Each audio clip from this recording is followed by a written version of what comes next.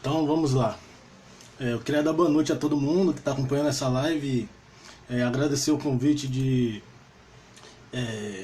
Estevão Silva, que é o presidente nacional da Associação da Advocacia Negra, Associação Nacional da Advocacia Negra. Queria também agradecer ao coletivo de advogados e advogadas negras da Bahia, que eu faço parte, Dr. Júlio Vilela, doutora Francine, Helder Costa e todo o coletivo que a gente está construindo aqui também. Eu acho que esse momento de isolamento é um momento importante também para a gente estar compartilhando as experiências e estar tentando repassar também os conhecimentos que a gente vem absorvendo durante esse processo. E além de estar se aproximando, de estarmos juntos mesmo distantes, né? Então, agradecer esse convite, dessa iniciativa que é importante, de estar dando uma visibilidade e provocando o debate sobre a advocacia negra a nível nacional. E para mim é uma satisfação fazer parte desse projeto. Eu queria informar a todos que tem uma programação extensa de atividades da ANAM, que está disponível na página do Facebook. Então tem algumas lives que já aconteceram desde segunda-feira que estão disponíveis na rede. Então é possível reassistir, é possível ver novamente esses vídeos. E tem outras atividades. Hoje, após a minha live, vai ter uma apresentação musical também, que é um show, uma live show, que vai acontecer também aqui na live, aqui na página da Advocacia Negra. E é isso, eu primeiro me apresentar, que eu não fiz. Meu nome é Marcelo Rocha, eu sou advogado e mestre em Sociologia e atualmente doutorando em Sociologia pela Universidade Federal de São Carlos, sob a orientação da professora Fabiana Lucy de Oliveira, e eu pesquiso a presença negra nas carreiras jurídicas. Então eu tenho uma trajetória de militância na militância política negra. Eu comecei a militar com 16 anos, a partir do movimento hip hop aqui na PCE, no bairro de Tinga, Lauro de Freitas, região metropolitana de Salvador. Faço parte do MNU, estou um pouco afastado, mas MNU a gente nunca deixa de ser. Fiz parte da coordenação nacional do MNU, fiz parte da PCE e de várias outras, rede aí de hip hop, que é uma rede de articulação do movimento hip hop que a gente tinha aqui no estado da Bahia, que organizou vários encontros de hip hop. Então eu tenho uma trajetória longa nesse debate e mais recentemente um debate acadêmico e tal. Então sou advogado também e doutorando em Sociologia. Eu costumo dizer que eu sou advólogo, não advogado, somente sociólogo. Eu acabo transitando por essas duas áreas. Então eu pesquiso essa questão racial nas carreiras jurídicas, e aí minha pesquisa de mestrado foi concluída em 2017. Eu pesquisei a presença negra na advocacia em Salvador. E aí essa pesquisa eu concluí em 2017, na qual eu fiz um levantamento de alguns dados, de informações sobre a presença de advogados negros aqui na advocacia privada nos escritórios em Salvador. E aí eu cheguei a algumas conclusões. Então eu queria compartilhar um pouquinho dos resultados dessa pesquisa, falar um pouco da pesquisa que eu venho desenvolvendo atualmente, que trata sobre a presença negra nas carreiras jurídicas públicas, que é uma continuidade da pesquisa que eu fiz no mestrado, e trocar uma ideia. A ideia é que não seja um debate, apesar que eu estou sozinho no vídeo, que é um pouco estranho. É legal quando tem pessoas te indagando, te questionando, mas vamos tocando assim. Apesar de estar sozinho no vídeo, a ideia é que vocês mandem perguntas, questionamentos, e à medida que eu vou falando, eu vou acompanhando aqui na tela do computador e a gente vai meio que trocando virtualmente as ideias. Primeiro, pontuar uma pontuação relevante apesar que o tema dessa palestra é a presença negra no campo jurídico, é necessário também pensar a presença negra no Brasil em si, pensar como as relações sociais se dão no Brasil e como elas são carregadas da raça, né? O quanto raça é fundamental para discutir qualquer temática no Brasil, para discutir qualquer problemática da nossa sociedade. Então, se a gente for analisar os dados atuais de saúde da população, a gente vai perceber que os índices de saúde da população negra são mais baixos do que da população branca. A gente vai perceber que no mercado de trabalho existe também uma desigualdade de presença em certas carreiras e uma desigualdade salarial, mesmo quando essas carreiras são ocupadas por profissionais com a mesma capacitação. A gente percebe em vários campos essa desigualdade e o quanto a raça e o racismo são fundamentais na discussão social brasileira. Então, acho que um ponto de partida importante é isso, é pensar o Brasil enquanto uma sociedade racializada, enquanto a sociedade fundada na racialização. E aí essa racialização se dá em dois caminhos. A racialização negativa, que são para todos aqueles que não são brancos, que aí a gente pode incluir a população negra e a população indígena, e a racialização é positiva, a gente pode falar mais ou menos assim, que é a população branca, que ocupa sempre um destaque em vários espaços, reconhecimentos, seja de qualificação ou seja de beleza. Então a gente percebe o quanto nossa sociedade tem esse traço racial e o quanto ele impacta nas relações. Então falar da presença negra no campo jurídico é também falar de tudo isso, e falar o quanto a nossa sociedade é permeada por essas questões.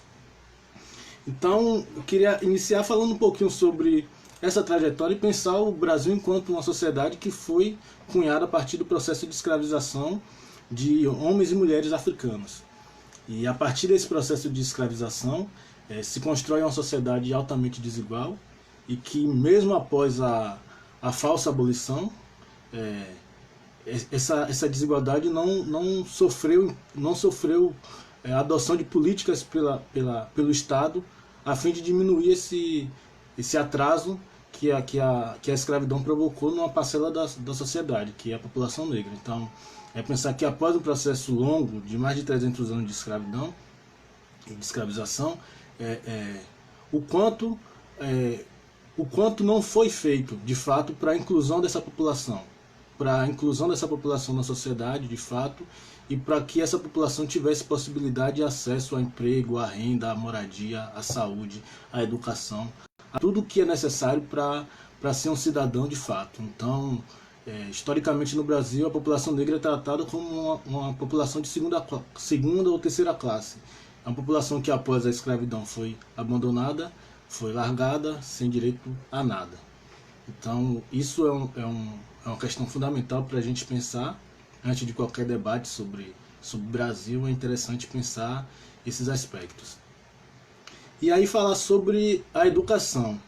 Historicamente, a educação tem sido um campo importante e utilizado como o vetor para a mobilidade social, a ascensão social da população negra. Então, historicamente, o caminho da educação tem sido o caminho traçado, e aí não só no Brasil, mas pensar no Brasil, pensar nos Estados Unidos, pensar na Europa, pensar em qualquer espaço onde a população negra está presente.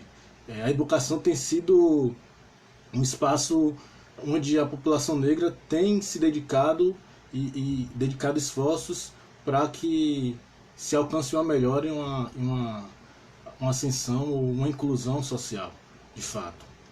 Então, pensar a educação como estratégia, a gente cai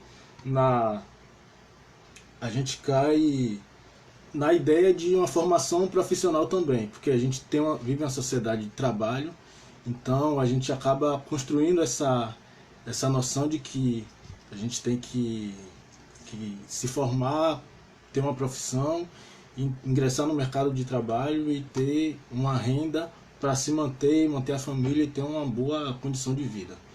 E aí é que está uma das barreiras. A gente tem um processo de exclusão na escola, uma baixa qualidade de educação pública sobretudo, que é a educação em que a população negra tem acesso em sua grande maioria. A gente não pode tratar nada como regra, mas a grande maioria da população negra tem acesso à escola pública. E a escola pública a gente sabe a qualidade que ela tem hoje, infelizmente. Então, existe uma defasagem no ensino público e, consequentemente, isso também tem impactos no ensino superior, de possibilidade de acesso à educação superior e à formação profissional e acadêmica. Então, a gente sempre, quando vai discutir educação, trabalho, renda, a gente acaba entrando naquele velho debate das cotas.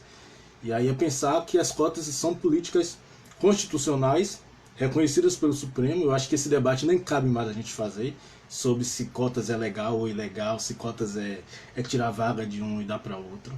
Eu acho que esse debate é um debate superado. Eu, pelo menos, não gasto mais energia com esse debate. Eu acho que não cabe mais esse desgaste. Mas entender o porquê e como ela funciona. É justamente uma ação reparatória, uma medida reparatória para a inclusão de uma população historicamente excluída em espaços de poder, espaços de destaque, espaços de formação acadêmica. Então, a universidade ainda acaba sendo esse centro de formação intelectual, de formação política e de construção de saber.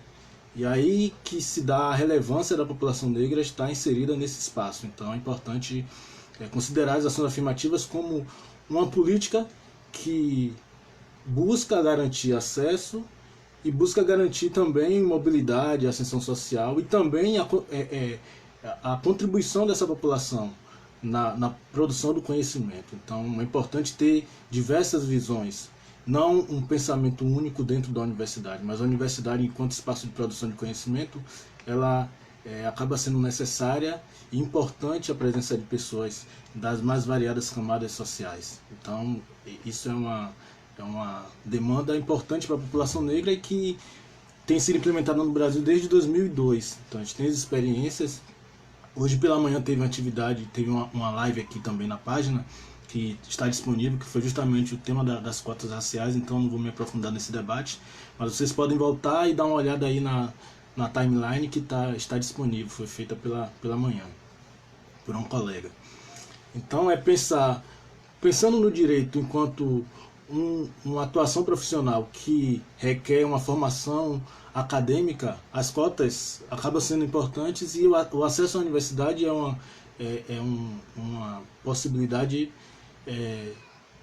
como é que fala? Essencial para o desenvolvimento dessa atividade, né? Para o desenvolvimento, para ser juiz, para ser advogado, para ser promotor, para ser defensor, é importante que se tenha uma formação em direito. Então a universidade é esse campo de formação desse quadro e é um campo de influência política muito forte no Estado brasileiro. Então pensar a construção dos cursos de direito no Brasil, eles foram formulados justamente com essa visão, a visão de formar quadros para quadros dirigentes da nação que estava se construindo. Então, até aquele momento, na virada do século e tal, a formação dos intelectuais brasileiros era feita em Portugal, na Universidade de Coimbra em geral. Então, quando se pensa a fundação das faculdades de direito no Brasil, foi fundada em São Paulo e em Olinda, em Pernambuco, foi com essa mentalidade de construir cargos diretores para a república que se construía. Então, desde o seu nascimento, as faculdades de direito no Brasil, ela tem como objetivo a formação desses quadros que vão comandar e vão definir diretrizes nacionais, vão definir pensamento, vão definir legislação, vão definir todo o regramento social, político do país, é construído a partir dessa noção de fundação das faculdades de direito no Brasil. Então, poder, política e direito tem uma relação intrínseca. Se a gente se a gente for pensar o direito no Brasil, a gente não tem como desvincular essa noção de direito e política. Então é importante ter isso como fundamental nesse debate, e pensar a presença negra no direito é importantíssimo. Nesse sentido, é importante destacar também a presença de figuras importantes. E aí, quando a gente fala do direito no Brasil, em regra, a gente não tem destaque para figuras negras que participaram desse processo, né? E aí eu gostaria de citar algumas figuras que foram, algumas não, no caso uma figura importante nesse processo, mas pensar também outras figuras que são importantes e que fazem parte dessa construção do que é o direito no Brasil. Um nome que poucas pessoas falam, e eu fiz o curso de direito inteiro, eu nunca ouvi falar, é o nome de Esperança Garcia. Ela não foi uma advogada de fato, mas ela foi a mulher que ela, das mãos delas, a gente pode dizer assim, foi produzida a primeira petição escrita por uma mulher na história do estado do Piauí. Então, Esperança Garcia era uma mulher escravizada e que foi transferida de uma fazenda para outra, e essa segunda fazenda que ela foi transferida, foi vendida, ela passou por vários maltratos, e aí como saída ou como estratégia para mudar a realidade dela, ela escreveu uma carta para o governador da capitania do Maranhão na época, mas o que hoje é o estado do Piauí fazia parte da capitania do Maranhão. Ela escreveu uma carta argumentando, denunciando os maus tratos e requisitando uma mudança naquela situação. Então, ela é considerada a primeira mulher piauiense a escrever uma petição. Então isso é uma questão simbólica. E histórias como essa não são tratadas na faculdade de Direito. Existe um processo de invisibilidade absurda em relação às contribuições negras na produção do direito. Eu me recordo, para ser bem sincero, eu não me recordo de ter conhecimento de algumas produções durante a minha formação. Acho que eu tive alguns professores, poucos, mas tive alguns professores. Mas se pensar a produção negra e a influência de intelectuais importantes na construção do direito, isso acaba sendo muito invisibilizado na faculdade. Então é importante a gente ter conhecimento dessas pessoas e dessas histórias. Uma outra figura importante é o Francisco G. Acaíba de Montezuma, que foi um advogado. Ele era um advogado, deputado, e foi um dos principais defensores da instalação da Faculdade de Direito no Brasil.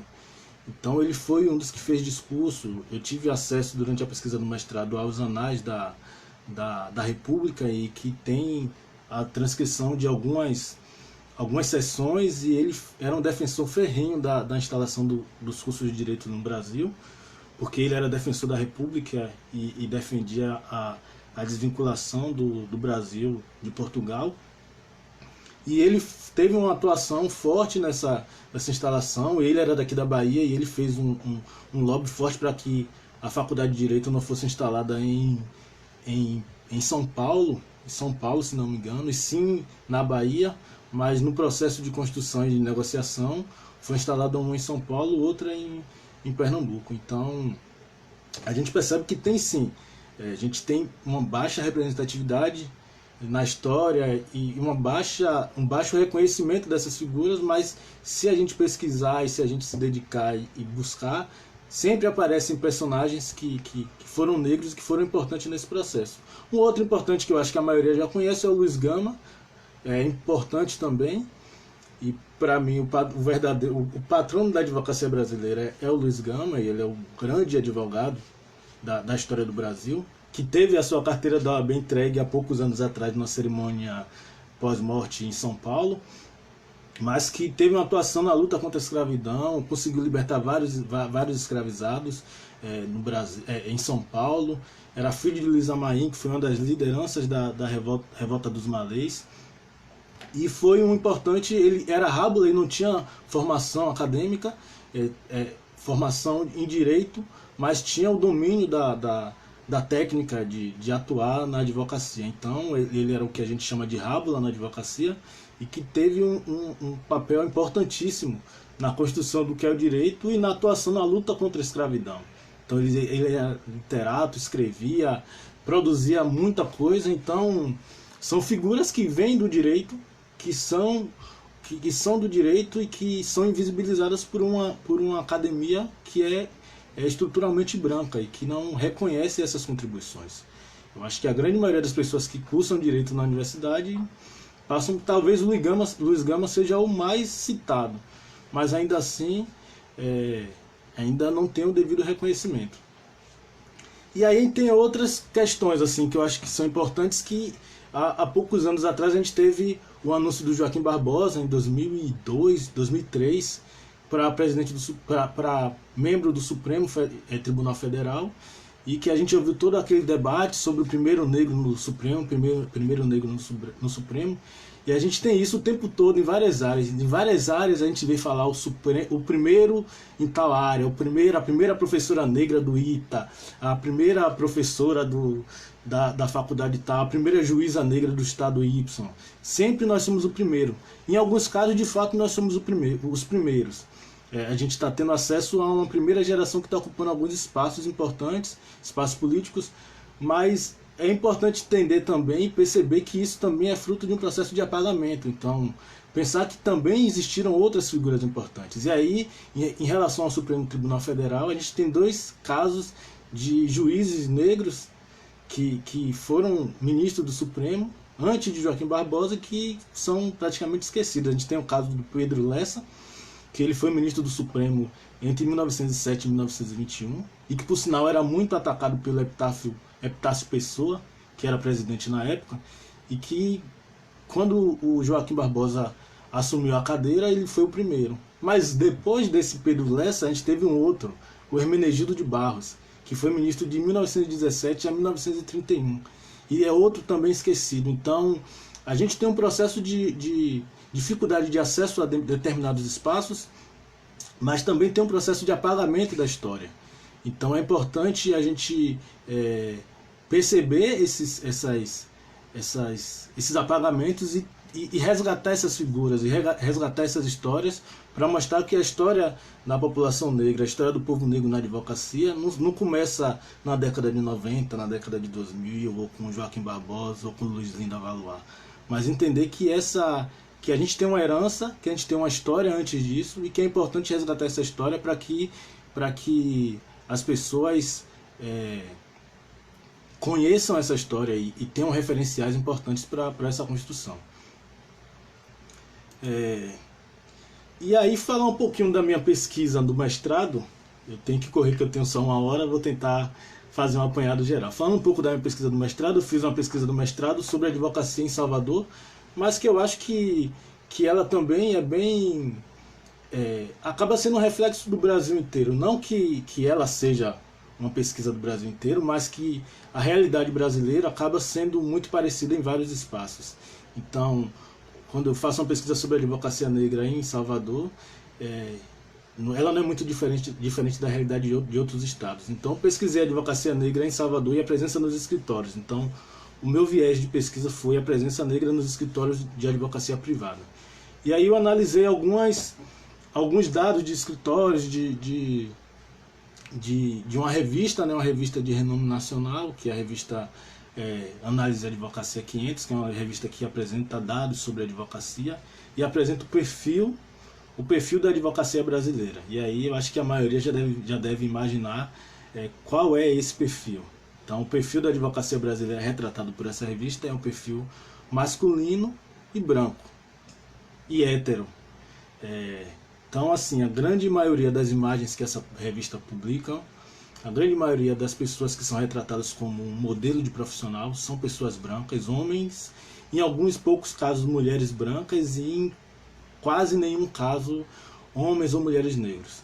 Então a gente percebe que existe uma construção de uma imagem e que a sociedade é muito baseada na imagem, no imagético. Então a imagem é muito importante para a construção de identidade e de referenciais. Então quando a gente abre uma revista ou quando a gente abre um site de um escritório e a gente só vê pessoas brancas sendo representadas, a gente percebe, basta ter a sensibilidade para entender que tem alguma coisa de equivocada nesse processo. Então é importante a gente ter uma visão crítica sobre isso, perceber o quanto é necessário essa transformação e questionar e produzir materiais que sejam importantes para transformar essa realidade. E de alguma forma, quando a gente desenvolve pesquisas acadêmicas, a gente de alguma forma está buscando contribuir com a sociedade, com os resultados das pesquisas que a gente apresenta.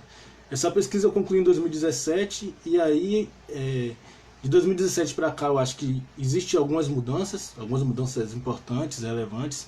Eu soube de alguns projetos que foram implementados aqui na Bahia, eu soube de projetos implementados em São Paulo também, a partir de levantamentos realizados em escritório de advocacia, em que se constatou a baixa representatividade negra nesses espaços. Foi elaborado um projeto em São Paulo pelo CESA, que é uma instituição de associações, uma associação de escritórios de advocacia de São Paulo. Ela desenvolveu uma pesquisa lá em São Paulo sobre a presença negra nos grandes escritórios, nos escritórios que são associados a essa organização, e eles perceberam uma baixíssima presença de profissionais negros nesses escritórios. E aí, a partir de uma parceria com a Universidade Mackenzie e essa instituição CESA, eles desenvolveram um curso de formação e capacitação para ingresso de advogados negros nesses escritórios. Então, estudantes da graduação em Direito da Universidade Mackenzie, que se enquadravam no perfil, estudantes negros, baixa renda e tal, um perfil definido pelo projeto, passaram a frequentar um processo de formação profissional, formação em idiomas, em como se portar numa entrevista, todas essas questões que são importantes para participar de uma seleção profissional. E a partir desse curso de formação, eles visavam um incremento de advogados negros nesses escritórios, tendo em vista que esses escritórios não tinham uma presença satisfatória de profissionais negros. E o mesmo a gente nota em Salvador. E aí eu acho que São Paulo e Salvador são bem simbólicos. São Paulo por ter a maior população negra em termos quantitativos. Então a maior população negra numa cidade do Brasil está em São Paulo, em termos quantitativos. E Salvador por ter a maior população negra em termos percentuais. Então Salvador tem uma população de mais de 70%, 80% da população negra. E a gente ainda percebe que os escritórios de advocacia ainda são basicamente controlados por pessoas, por famílias, por profissionais brancos. Ainda existe uma baixa representatividade negra nesses espaços, e essa é uma pauta que é importante ser debatida, é importante se discutir. Onde estão esses advogados e quando ocupam os espaços nesses escritórios? Quais são os lugares que eles ocupam? Quais são as funções que eles desenvolvem? E entender que isso é um processo histórico e que é preciso algumas ações para que essa realidade seja transformada. Então, eu comentei anteriormente sobre a política de ação afirmativa nas universidades. Eu não sei se a estratégia para esse mercado seria uma adoção de política de cotas. Eu acho que é uma possibilidade, mas é algo que deve ser debatido e construído. Mas entender que é necessário que alguma medida seja adotada para que essa realidade seja transformada. Então, eu acho que eu falei de São Paulo, de Salvador, mas que esse é um debate que perpassa o país inteiro. Eu acho que a realidade da população negra brasileira é muito parecida em todos os lugares. Os índices de desigualdade, os índices de acesso, de educação são muito, muito parecidos. Então, é uma medida que diz respeito a todo o território nacional. Então, apesar de estar falando de Lauro de Freitas, região metropolitana de Salvador, eu acho que esse debate é cabível para quem está lá no Rio Grande do Sul, para quem está no Mato Grosso, para quem está em qualquer cidade do território nacional, porque a realidade negra é parecida. E aí, as conclusões que eu alcancei na minha pesquisa é que, de fato, existe essa baixa representatividade, existem critérios de seleção que dificultam o acesso de profissionais negros a determinados espaços. Então, pensar um estudante bolsista, ProUni ou FIES, que não tem carro, que vai para a universidade de ônibus, e ele vai participar de um processo seletivo em um grande escritório, e esse escritório exige que o estagiário tenha um carro, isso já é um mecanismo de exclusão, isso já é um mecanismo de corte, de exclusão de uma determinada população. E a gente sabe que pobreza e negritude são duas coisas que se relacionam muito forte. Então, a condição de pobreza no Brasil, ela tem cor. A gente sabe que existem os brancos pobres, mas a grande maioria da população pobre é sim negra. Então, qualquer ação que diz respeito a status social, status financeiro, ela de alguma forma ela atinge diretamente e majoritariamente a população negra. Então, alguns critérios que são utilizados nesses processos seletivos de escritórios principalmente, acabam sendo excludentes. E aí a gente sempre entra naquele velho, bom e velho, bom não, péssimo e velho debate, que é o debate da boa aparência. O debate que estipula o que é o profissional padrão, quem se encaixa naquele perfil, quem se encaixa no outro perfil. E o quanto homens e mulheres negros acabam sendo rechaçados em diversos processos seletivos por terem um cabelo black power, por exemplo, por terem uma aparência física diferente que não é do padrão de beleza, o que o mercado exige como padrão de beleza, o que é a boa aparência que eles tentam disfarçar com outras formas, mas que a gente sabe que isso ainda é muito refletido na nossa sociedade, e o quanto essa condição de homens e mulheres negras tem dificultado o acesso a esses espaços de trabalho. Então, pensar o quanto a gente precisa debater, problematizar e buscar soluções para essa demanda que é importante para todo mundo. Não só para a população negra, mas para a população em geral. Acho que a presença desses profissionais nesses espaços só vem a contribuir com o desenvolvimento do trabalho, com suas experiências, com suas realidades e pensar da melhor forma como agir em cada caso. Acho que é importante, a diversidade é importante nesses espaços para todo mundo. Para garantir emprego, garantir renda, garantir status, ascensão social e financeira para quem vai ser empregado, mas também garantir espaços para que essas experiências sejam trocadas. Então é isso. Assim, eu tô falando um pouco, eu estou tentando acompanhar aqui pela página do Face no computador, para ver perguntas e tal, então fiquem à vontade para mandar questões, que aí eu vou olhando daqui e vou tentando responder.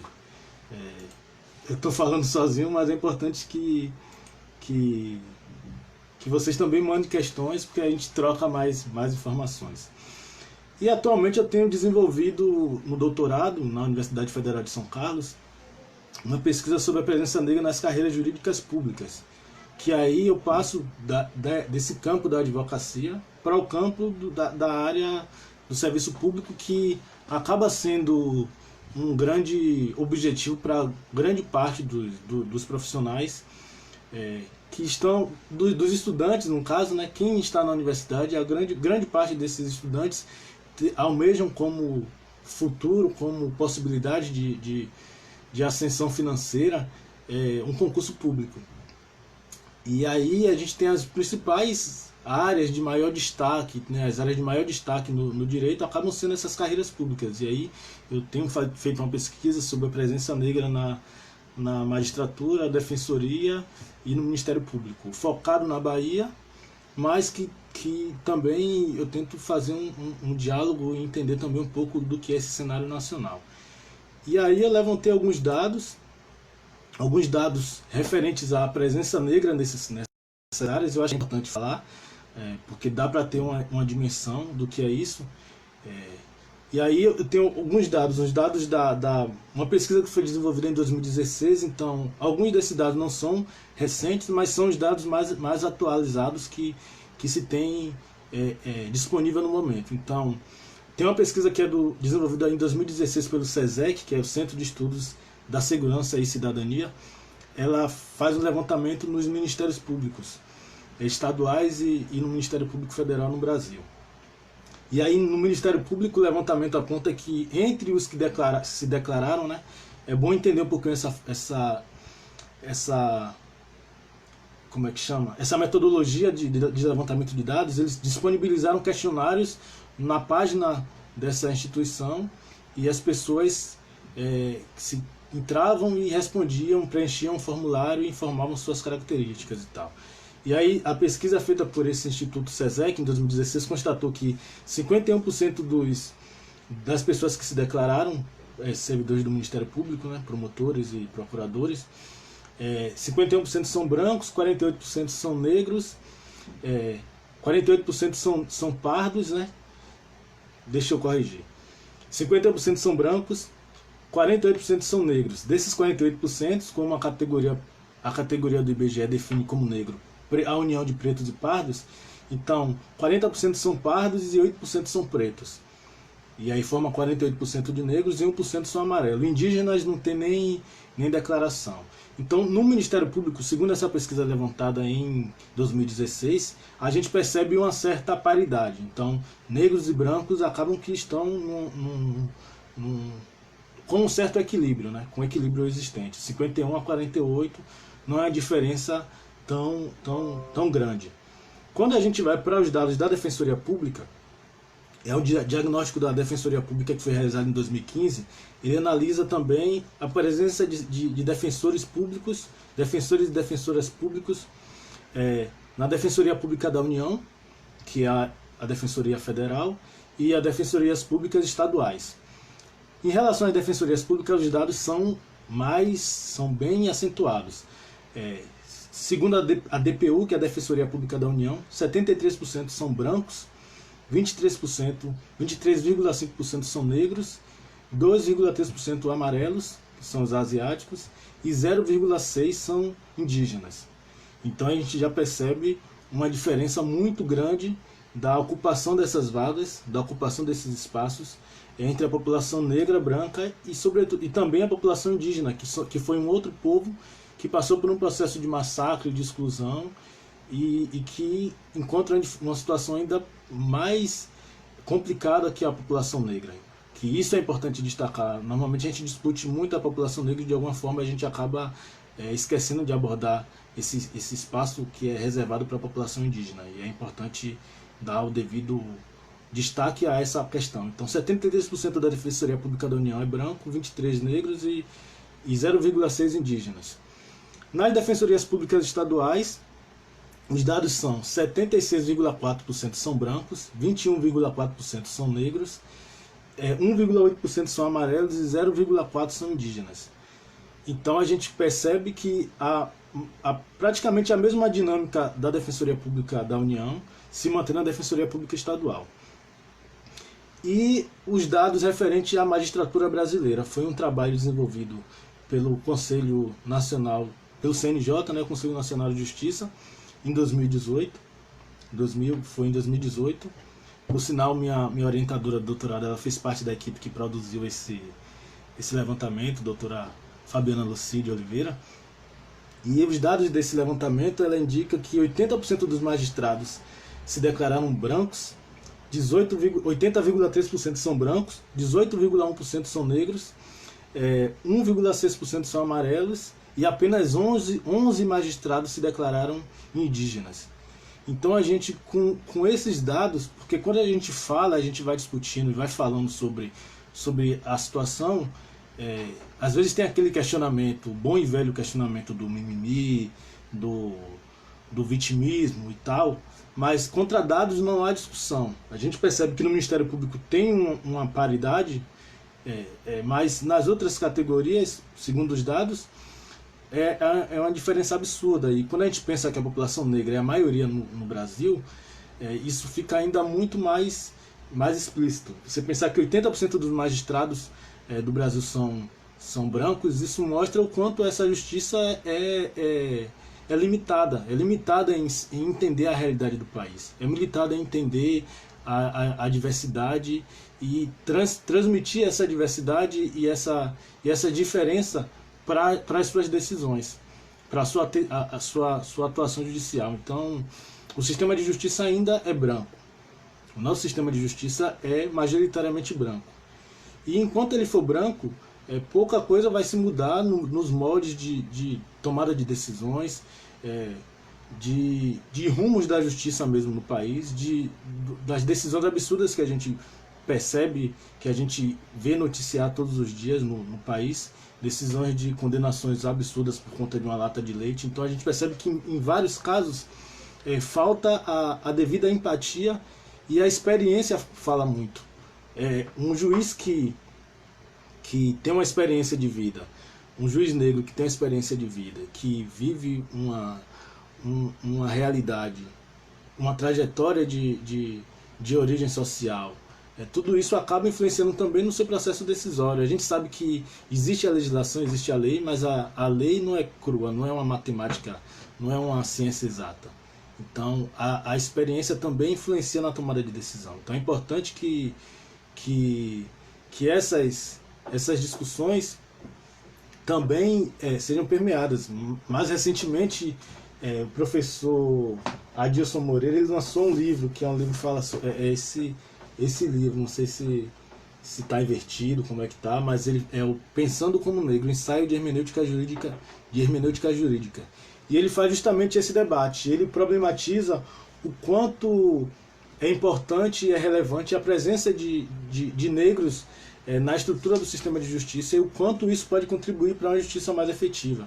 Entender o quanto essas experiências e essas contribuições de variados campos da sociedade podem promover um processo decisório, pode promover um acesso à justiça de maior qualidade para a população. Então pensar o quanto essa inserção negra nessas carreiras é relevante para toda a sociedade. E aí a gente pode pensar várias outras experiências, várias outras contribuições no campo do direito produzida por pessoas negras. A gente tem aqui em Salvador, tem o professor Samuel Vida, que é uma referência importante. A gente tem o Hélio Silva em São Paulo, a gente tem o que fez até uma live na segunda-feira aqui pela advocacia, também esqueci o nome dele, lá do Rio de Janeiro, que também é importante. A gente tem o professor Célio São Bernardo, que também é um referencial importante na discussão, em entender as contribuições afro-brasileiras para o direito. Então, pensar o quanto a população negra tem a contribuir com o desenvolvimento do país, e pensar essa contribuição para além do trabalho braçal, pensar essa contribuição para além do pedreiro, não desqualificando essas profissões, são profissões importantes. Meu pai é pedreiro, minha mãe é doméstica, e pensar o quanto essas profissões são importantes, mas pensar que é importante também a gente ocupar outros espaços, e pensar o quanto a presença dessa outra população é importante para desenvolver debates e produzir um conhecimento que esteja para além do que a média determina. Então a gente tem um segmento do campo jurídico majoritariamente branco, e o quanto essa presença dessas pessoas quase que exclusivamente enviesa o processo judicial no Brasil. O Estevão lembrou aqui o Dr. Humberto Adame, lá do Rio de Janeiro, que eu não consegui lembrar o nome. Então é importante pensar o quanto a presença dessas pessoas podem desenvolver melhor a justiça e podem contribuir com o desenvolvimento do país. A gente sempre pensa a população negra como o trabalho braçal, como forte, como o artístico, como o habilidoso no esporte, ou como forte em esportes de luta, por exemplo. E pouco a gente pensa e debate sobre qual a contribuição intelectual da população negra para o Brasil. Tem diversas produções acadêmicas importantes, relevantes, mas que isso, infelizmente, não ocupa um espaço no debate público como deveria. Então, eu acho que é importante que a gente discuta essas temáticas e pensar uma justiça melhor. A gente reclama bastante das decisões que a gente tem acompanhado, das falhas do sistema. E aí quando a gente vai visualizar esses espaços, quem é que está nesses espaços? Quem são as pessoas que ocupam majoritariamente essa cadeira? A gente vai no Supremo Tribunal Federal. Quem ocupa as cadeiras do Supremo Tribunal Federal? Em regra, homens brancos, e a exceção são mulheres brancas. Mas quase nunca ou nunca a presença negra estão nesses espaços. A gente teve o Joaquim se aposentou, nenhum outro nome foi indicado. A gente tem um Supremo totalmente branco. A gente vai para o CNJ, a gente vai para essas estruturas do TJ Bahia. A gente conta de dedo os desembargadores negros que existem na Bahia. Tem alguns, mas são poucos, se você for considerar a proporção populacional e os quadros que ocupam esse cargo. Uma experiência que eu vivi no último 20 de novembro, né, na última Semana da Consciência Negra, o TRE Bahia organizou uma solenidade em homenagem à Semana da Consciência Negra. E aí essa solenidade homenageou o Ricardo Lewandowski pelo voto, pelo parecer que ele deu na relatoria do julgamento das cotas. Eu acho que a relatoria dele foi importante e ele cumpriu um papel importante naquele debate, merece o reconhecimento por isso, mas é inacreditável como numa Semana da Consciência Negra a grande figura homenageada foi o Ricardo Lewandowski. E um outro professor que veio dos Estados Unidos, também branco, que discute constitucionalismo e igualdade nos Estados Unidos. E aí eles encaixaram que no anúncio nem havia a citação, e aí também foi o professor Edivaldo Brito, também foi homenageado. Mas todo o destaque, toda a atenção foi dada para o Ricardo Lewandowski. E na mesa tinham mais ou menos umas 20 pessoas. Eu fiz questão, eu fiz até um vídeo e tirei fotos, e você contava 3 pessoas negras. Então isso é um retrato do quanto a estrutura do poder judiciário ainda é branca. E isso é um problema para uma sociedade em que mais de 50% da população é negra. É importante que esse espaço seja democratizado, tenha acesso a outras experiências. Então a gente percebe o quanto nossa estrutura jurídica ainda não dá conta da realidade nacional, não dá conta dessa realidade nacional, não, porque até essa ideia de nação no Brasil é problemática, mas isso é um outro debate. Mas pensar o quanto é necessário mudar, é necessário que se veja, que se tenha referenciais. E falando um pouco da minha experiência, eu tive como referencial, eu falo que eu sou advólogo, mas eu despertei o interesse pela academia e entendi o que era a universidade e o quanto era importante a partir de dois referenciais negros que eu tive. E por coincidência ou não, são 2 referenciais negros dessas 2 áreas que eu transito. Um foi o professor Samuel Vida, que eu conheci quando eu estava iniciando no hip hop, que é um advogado negro aqui de Salvador, importante, que é atuante na defesa dos direitos da população negra. E a outra professora Vilma Reis, numa atividade que a gente organizou aqui na Itinga com a PCE em 2002, se eu não estou enganado, socióloga. Então, o fato de ter essas referências e ter esses referenciais, para mim, foi importante para ter um horizonte e pensar, eu posso ser isso aí. Então, isso é importante para a gente ter transformação social também. Pessoas para mexerem na estrutura, para transformarem e sacudirem um pouco essa estrutura que a gente percebe que se encontra estática, que não tem interesse em ser transformada, mas também que essas pessoas, além de ocupar esses espaços, sirvam como referencial e também potencializem outras pessoas a buscarem e a perceberem o quanto é possível ocupar esses espaços. Então, eu acho que é um pouco esse o debate que eu pensei em trazer. Não sei, essa coisa de falar sozinho às vezes é um pouco é solitário, né? Mas como eu faço doutorado, esse processo acadêmico também é bem solitário. é, a gente de alguma forma já está acostumado com isso, mas é mais legal quando o debate rola uma troca. Eu vou dar uma olhada aqui para ver se tem alguma pergunta, algum questionamento, já que o nosso processo a gente tem mais 9 minutos. Vou dar uma olhada rapidinho para ver se tem alguma pergunta e aí se tiver eu respondo para vocês. Deixa eu dar uma olhada aqui, eu não tô. Deixa eu dar uma olhada nos comentários para ver o que que tem. Tem uma pergunta de Isaac aqui. Ele pergunta o que tem sido feito para inserir mais pessoas negras nesses espaços, instituições, e se é que existe algum tipo de esforço nesse sentido. Como eu falei, eu acho que a própria ANAM, Associação Nacional da Advocacia Negra, a gente construiu também, agora no final de 2019, e já existe um grupo de profissionais articulados, que é o CANEBA, que é o Coletivo de Advogados Negros e Negras do Estado da Bahia, que é justamente o objetivo dessas instituições. A gente já teve experiências aqui, tem o Instituto Pedra de Raio, tem o Aganju, tem o Instituto do Professor Humberto Adamo, eu acho que é o AIRá, não me recordo o nome, mas são todas iniciativas que buscam debater essas temáticas e tentar buscar alternativas e potencializar o debate para que essa realidade seja transformada. Então,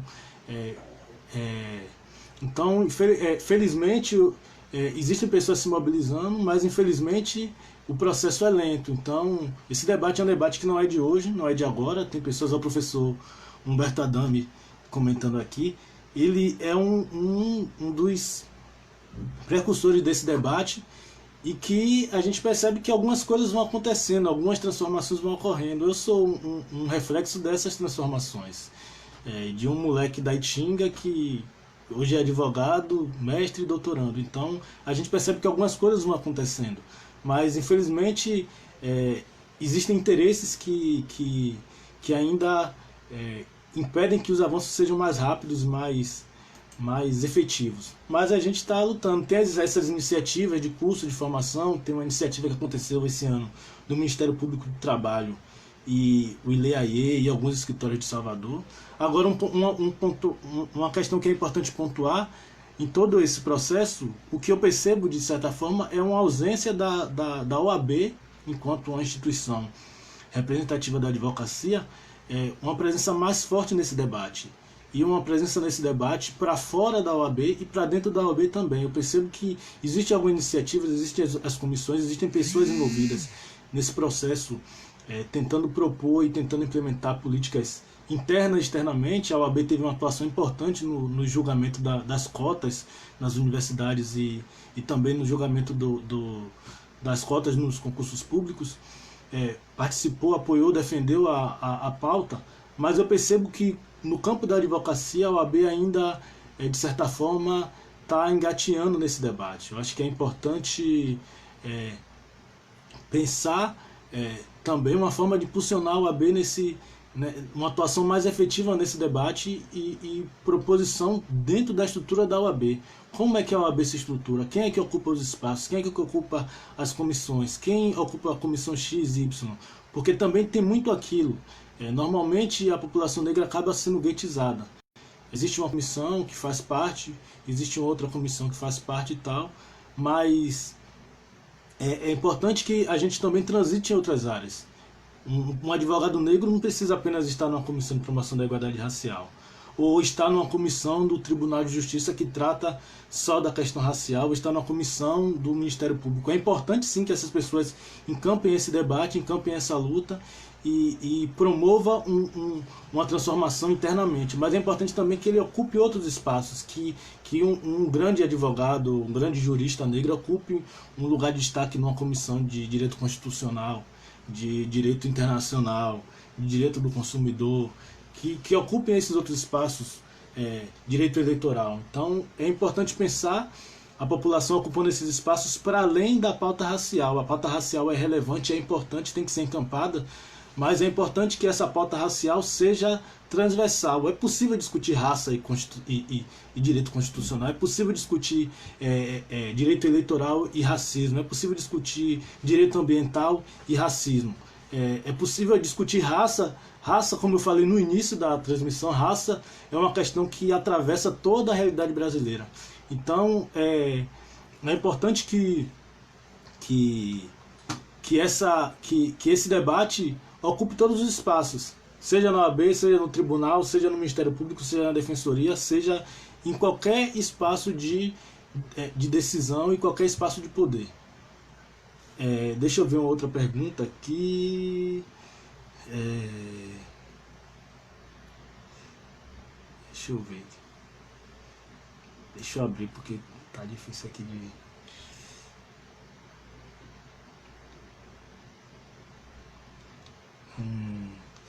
Eu não vou responder Nida porque... Mas eu acho que é importante falar disso. Nida Amado perguntou aqui. São tempos de retrocesso na educação. Quais estratégias para reduzir impactos?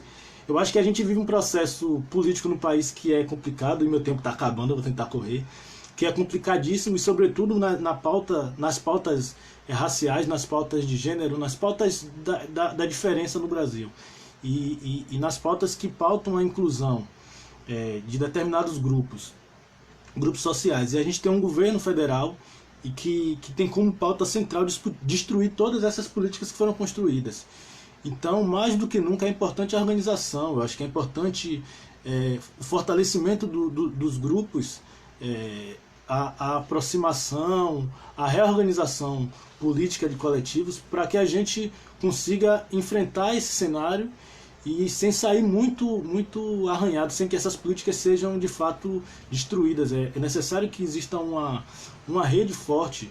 E aí, como o debate aqui é sobre a presença negra no campo jurídico, é importante que essas redes jurídicas de profissionais que atuam no direito possam debater, possam construir estratégias conjuntas para que a gente consiga bater de frente com o que está vindo por aí. Porque, na verdade, já veio. Essas políticas de corte na educação superior, corte na pós-graduação, esse ataque constante às políticas de ação afirmativa, política de cotas,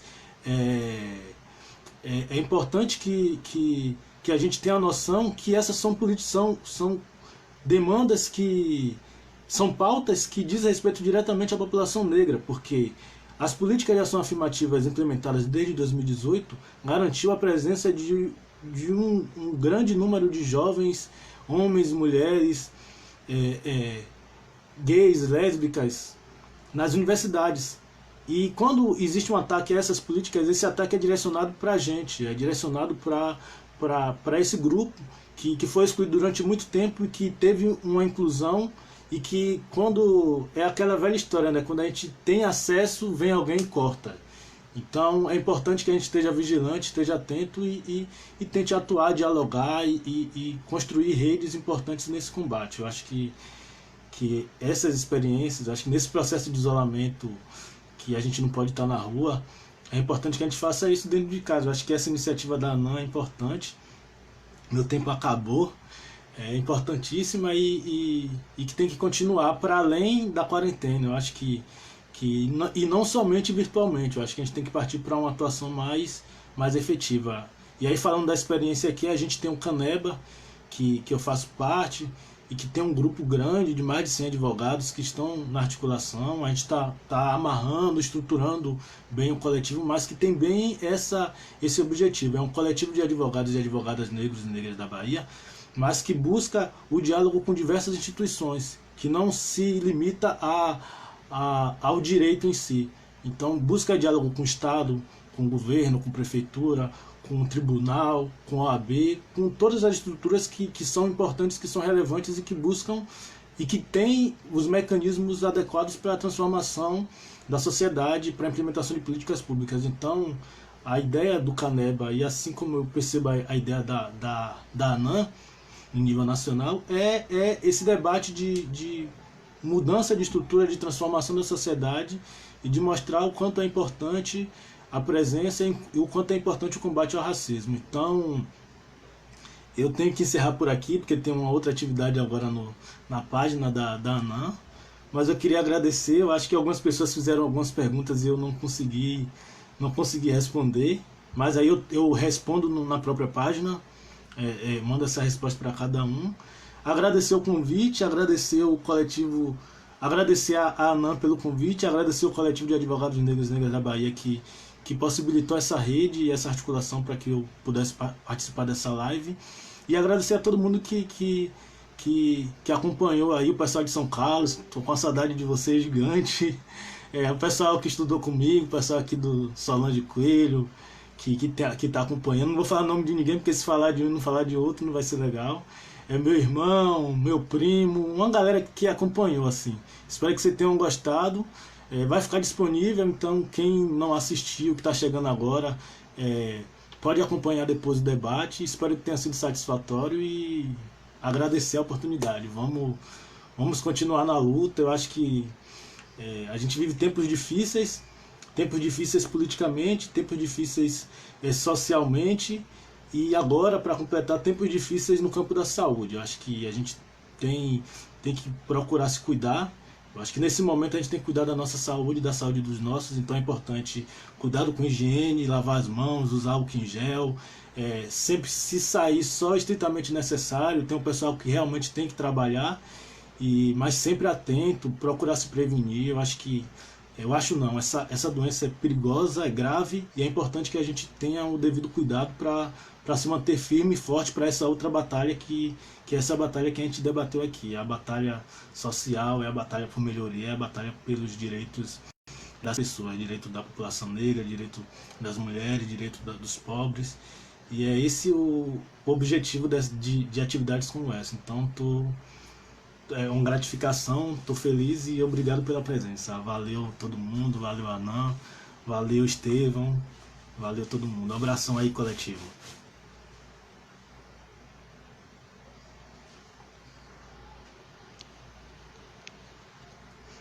Agora, como é que sai aqui que eu não sei.